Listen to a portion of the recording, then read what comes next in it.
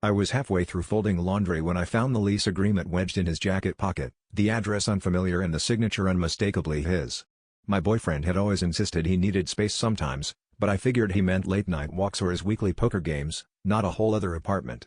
My stomach twisted as I punched the address into my GPS, every block bringing me closer to something I couldn't name but could feel pressing on my chest. When I finally stood outside the building, part of me hoped I'd misunderstood, that maybe it was a storage unit or a friend's place he was helping out with. I let myself in with a spare key he kept in his glove compartment, a key I always thought was for emergencies. The apartment was lived in, his cologne lingering, one of my scarves draped over the kitchen chair, but everything else was foreign.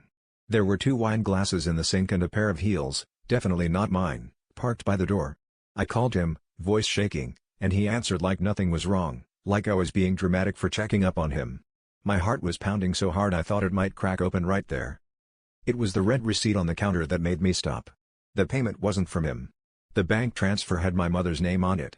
I stood there, numb, trying to process why she would be the one paying for his secret place. He walked in just minutes later, not surprised to see me, and just stared as I held up the receipt, demanding answers.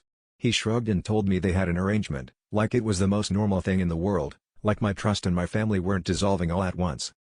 Turns out, my mother had been helping him out, financially and emotionally, since before he and I ever got serious.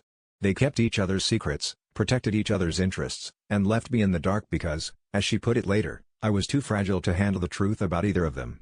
The betrayal wasn't just his, or hers, it was the realization that I'd been the outsider in my own relationship, that love had always been a transaction between them. I left, not because I caught them cheating, but because I finally saw I was never really part of the deal.